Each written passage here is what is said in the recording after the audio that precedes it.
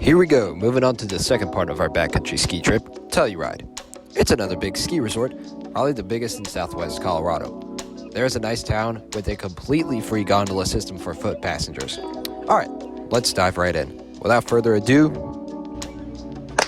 We're twin ski lifts and rides, and this is a lift ranking for Telluride!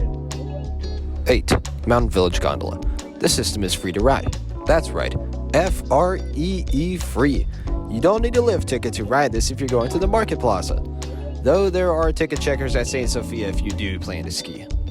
This system isn't bad, but it's something you would take just to get to the top and avoid taking your skis off for the rest of the day. So it's really just a one-time thing. 7. Sunshine Express.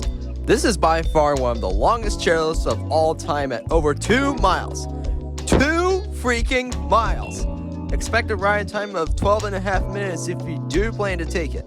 While this lift is a beast, its length makes it feel like a drag. It's really used to get to Ute Park from the Meadows, and that's it. Speaking of... 6. Ute Park Express. B, you just read my mind.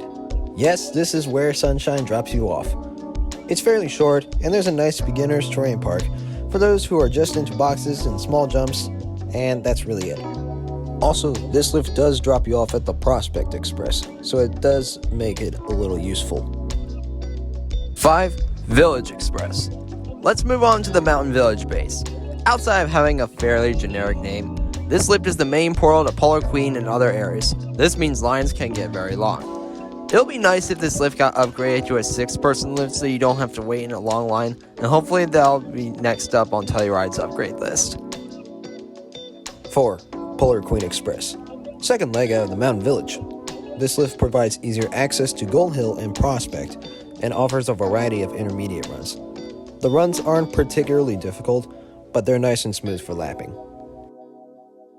3. Prospect Express. The main lift of the Prospect Bowl expansion. This lift serves a mix of beginner and intermediate terrain. However, there's expert terrain available after a short hike to Palmyra Peak.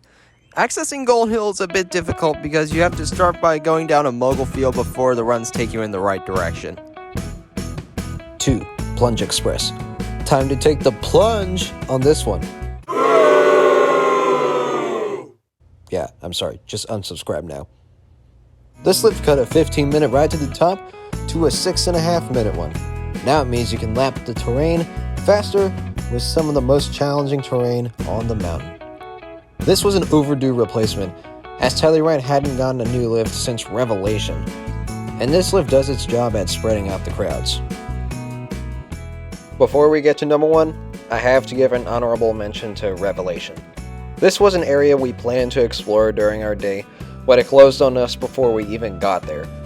I can imagine the views look stellar up there, and the terrain of this lift is pretty epic. Now let's move on to number 1. 1. Gold Hill Express. Easily one of the steepest lifts at Telluride. It mostly caters to advanced skiers, but there is a blue trail for intermediates called Sea Forever if you want to traverse to the main side or if moguls isn't your thing. This is the main drop-off point for Revelation, and the views of the Colorado Rockies are absolutely stunning. Well, that was a short day with so much to do. Eventually, I'll return to Telluride to check out some areas I missed, including Revelation. Thank you so much for watching, and I hope you have an awesome day. Until next time.